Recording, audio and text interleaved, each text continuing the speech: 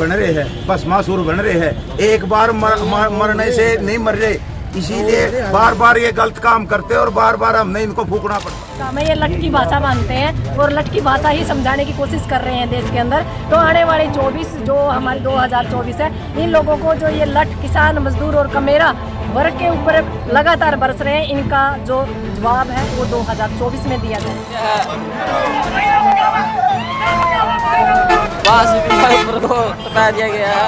है। जन स्वाद के नाम पे मुख्यमंत्री ढोंग रचाता है, वो किसी की बातें नहीं सुनता और अगर कोई बात कहता है तो उसका लाठियां मरवाने का काम करता है।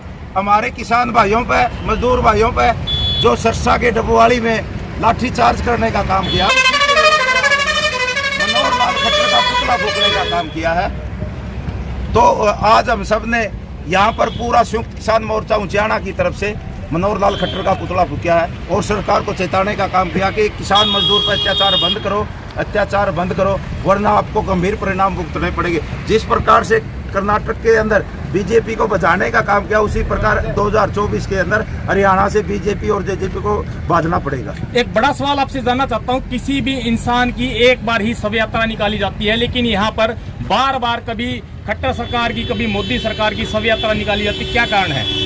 ये तो जरासंध बन रहे हैं, भस्मासुर बन रहे हैं। एक बार मरने से नहीं मर रहे, इसीलिए बार बार ये गलत काम करते हैं और बार बार हमने इनको फूकना पड़ता है, फिर जिंदा हो जाते हैं। इसलिए इनका परमानेंट इलाज करेंगे 2024 के अंदर। जिस प्रकार कर्नाटक की जनता ने इनका इलाज करने का काम किया है, इसी प्रकार का आज हम हरियाणा वासी और पूरे प्रदेशवासी और देशवासी करने का काम करेंगे।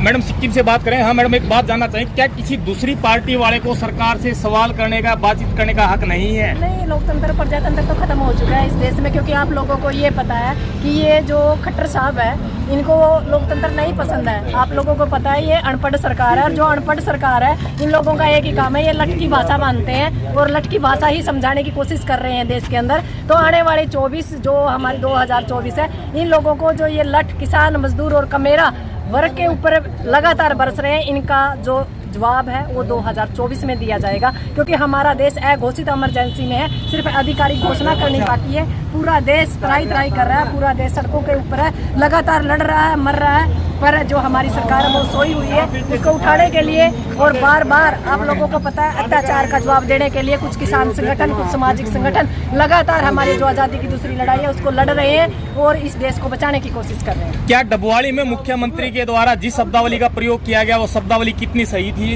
कितनी गलत है? हमें तो लगता है कि ये लठतंत्र के साथ एक गुंडा राज हो रहा है, क्योंकि इनकी जो भाषा वो गुंडों वाली है। हमें नहीं लगता कि किसी भी एंगल से ये लोकतंत्र में रहने के लायक है, या मुख्यमंत्री, प्रधानमंत्री, डिप्टी सीएम या सीएम कहने के लायक है।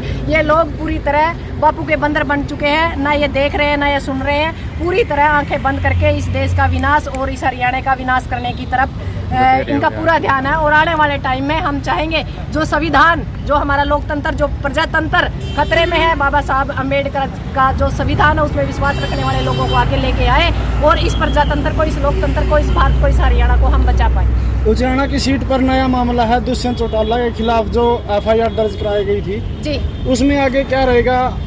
कल हमारा जो छात्र गांव है, क्योंकि वो महिलाएं छात्र गांव की थी, वहाँ पंचायत हो चुकी है। वहाँ से छात्र गांव से बहुत सी एक जन सैलाब के अंदर लोग आएंगे। यहाँ हमारा जो किसान मजदूर संगठन है वो भी साथ होगा, हमारी खापे भी साथ होगी, हमारे सामाजिक संगठन भी साथ होंगे। आने वाले टाइम में कल 16 तारीख को हम एसडीएम को विज्ञापन देंगे और जो हमने डीएसपी को जो हमने उस दिन एक दरखास्त दी थी, उस दरखास्त के ऊपर संज्ञान लेंगे कि आपने ये मामला कहाँ तक पहुँचाया, कि इस पर कोई कार्रवाई होगी कि नहीं होगी। यदि नहीं होगी तो कल जो खाप पंचायतें, किसान संगठन है, हो सकता है आगामी रणनीति हो। जैसे हमारी बेटियां जंतर मंतर पर बैठी हैं, हमारी यहाँ की जो बहू बेटियां हैं, 20 बहू बेटियों को 5 घंटे तक बिल्कुल असावधानिक रूप में जैसे थाने के अंदर रखा है, उसके ऊपर भी कार्रवाई होगी। क्योंकि जिस बंदे को हमने 47,000 वोटों से जिताया, उन्होंने आखिर हमारे मान सम्मान यानी हमारी महिला शक्ति के ऊपर वार करने का काम किया और उसका जवाब पूरी एक ताकत के साथ और एक शक्ति के साथ उसको समझाने का काम करेंगे। यदि हमारी बहन बेटियों की तरफ इशारा किया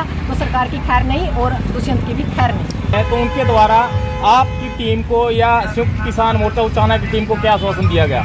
देखो, बलराज कुंडू जी विधायक है मैम से, उन्होंने हमारे से वादा किया है कि जो आपकी मांगे हैं, आपकी जो समस्याएं हैं, मैं विधानसभा में उठाने का काम करूंगा। हम कहना चाहते हैं विपक्ष को भी, और जो कांग्रेस पार्टी के विधायक हैं उनको भी कहना चाहते हैं भाई, जब निर्दलीय विधायक हमारी समस्याओं को, ऊंचाना की समस्याओं मांगों को उठाना चाहते हैं तो कांग्रेस वालों ने भी उठानी चाहिए और दूसरे विधायकों ने भी उठानी चाहिए। लेकिन ऊंचाना की समस्या है, जो हमारी 30 साल पुरानी मांग है ढक्कलाइट की, वो किसी ने भी नहीं उठाई ना। आज 5 महीने हमारे धरने के हो गए, किसी भी विपक्ष के विधायक ने, विपक्ष के नेता ने हमारी समस्या को उठाने का काम नहीं किया।